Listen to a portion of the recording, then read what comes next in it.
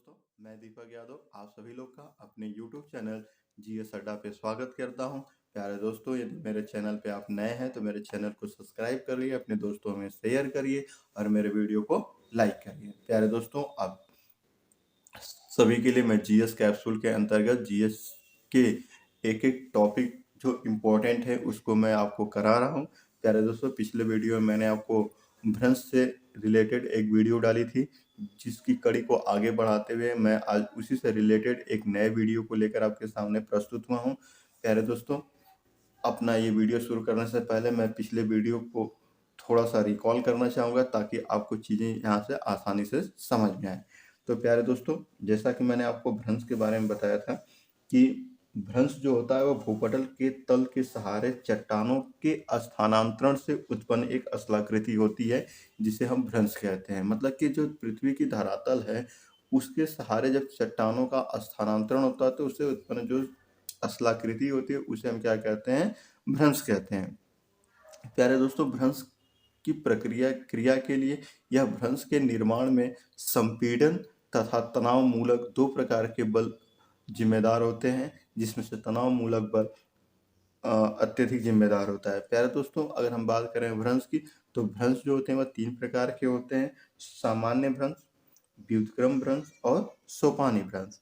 अगर प्यारे दोस्तों, अगर सामान्य भ्रंश की अगर हम बात करते हैं तो सामान्य जो भ्रंश होता है उसमें चट्टानों के दरार पड़ने के कारण दोनों उसके खंड जो होते हैं वो विपरीत दिशाओं में क्या होते हैं?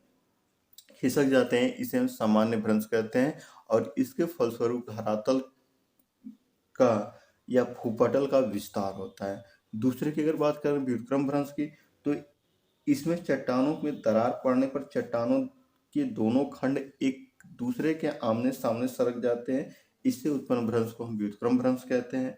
प्यारे दोस्तों, इससे जो धरातल है वह धरातल का विस्तार जो था वो कम होता है। सोपानी भ्रंश, मत अगर सोपानी भ्रंश की बात करें तो जब किसी भूपटल के सहारे भ्रंश का निर्माण होता है, वह सभी भ्रंश तल की ढाल एक ही दिशा में हो जाती है, उसे हम कहते हैं सोपानी भ्रंश।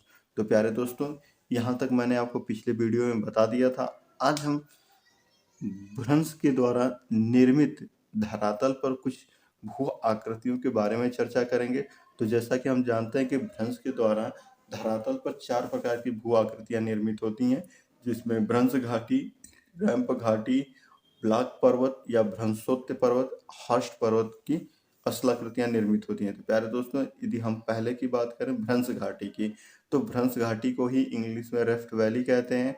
जब दो समांतर भ्रंशों का मध्यवर्ती भाग नीचे धंस जाता है तो उसे द्रोणी या भ्रंश घाटी कहते हैं। कहने का मतलब है कि जो दो समांतर भ्रंश होते हैं उनके मध्यवर्ती भाग क्या होता है? नीचे धंसता है, अर्थात उसके दोनों किनारे अपने स्थिति में बने रहते हैं, जबकि बीच वाला भाग जो होता है उनकी अपेक्षा नीचे चला जाता है, उसे द्रोणी या भ्रंश कहते हैं।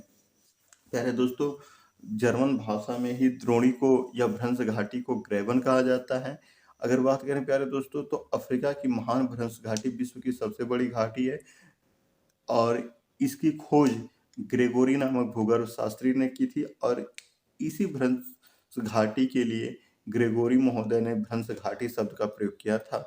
अगर हम बात करें प्यारे दोस्तों अफ्रीका की महान भ्रंश घाटी की, तो अफ्रीका की महान भ्रंश घाटी सीरिया से आरंभ होकर जॉर्डन घाटी, अकाबा की खाड़ी, लाल सागर और पूर्वी अफ्रीका होते हुए जाम्बेजी नदी तक 5000 किलोमीटर की लंबाई तक विस्तृत है।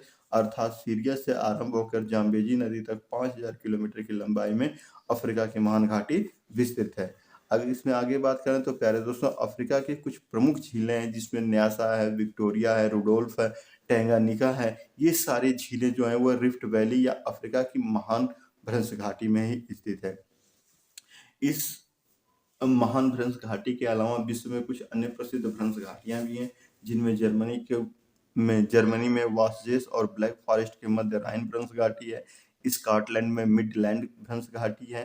प्यारे दोस्तों, जैसा कि आप जानते हैं कि यहाँ पे आपको चित्र के माध्यम से रिफ्ट वैली के बारे में दिखाया गया है। प्यारे दोस्तों, यदि हम नोट की बात करें तो ब्लैक बैकॉल झील और लाल सागर भी भ्रंश घाटी हैं तथा भारत में नर्मदा, ताप्ती और ऊपरी दामोदर नदियों की घाटी भी भ्रंश घाटी के उदाहरण हैं।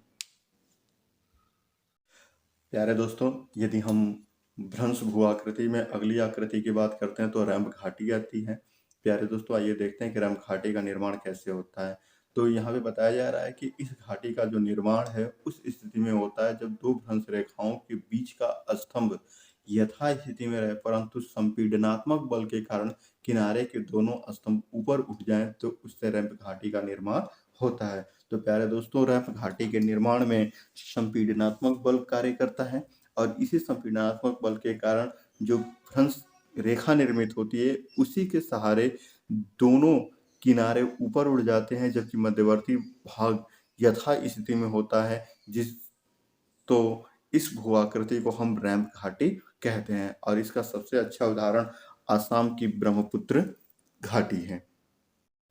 प्यारे दोस्तों, यदि इसमें हम अगली भू आकृति जो भ्रंश के कारण निर्मित होती है उसकी बात करें तो प्यारे दोस्तों, इसमें जो अगला है वो है भ्रंशोत्त पर्वत, जिसे हम ब्लॉक माउंटेन कहते हैं। अगर हम ब्लॉक माउंटेन की बात करें प्यारे दोस्तों, तो इसमें जो है वो है कि जब दो भ्रंशों के बीच का भाग यथावत रहे जबकि किनारे के भाग नीचे धंस जाए तो ऊंचे उठे भाग को भ्रंशोत्त पर्वत कहते हैं। अर्थात कि किनारे के भाग, जो भ्रंश का किनारे का भाग है वह दोनों नीचे चला जाए जबकि बीच वाला भाग यथा स्थिति में रहे जो कि ऊपर ही रह जाए, उसे हम भ्रंशोत्त पर्वत या ब्लैक फॉरेस्ट कहते हैं।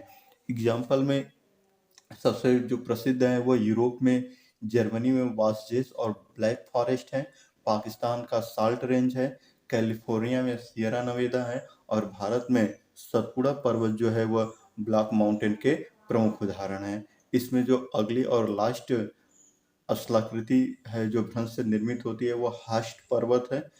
इसमें है कि जब दो भ्रंशों के किनारे के भाग यथावत रहें एवं बीच का भाग ऊपर उठ जाए तो उसे हास्ट पर्वत का निर्माण होता है। अर्थात जब दोनों किनारे यथास्थिति में रहे और मध्यवर्ती भाग ऊपर हो जाए तो उससे हास्ट पर्वत का निर्माण होता है। इसका एग्जाम्पल है जर्मनी का हार्ज पर्वत। तो प्यारे दोस्तों, अगर इसमें हम आगे बात करते हैं तो जो भ्रंश घाटी होती है, रैंप घाटी होती है, ब्लॉक और हास्ट पर्वत, ये आकृति की दृष्टि में तो समान प्रतीत होते हैं किंतु भू संचलन की दृष्टि में यह विपरीत गतियों के परिणाम होते हैं। तो इसी के साथ प्यारे दोस्तों, यदि आप मेरे चैनल पर नए हैं तो मेरे चैनल को सब्सक्राइब करें, अपने दोस्तों में से शेयर करें और मेरे इस वीडियो को लाइक करें। तो प्यारे दोस्तों, इसी के साथ जय हिंद, जय भारत।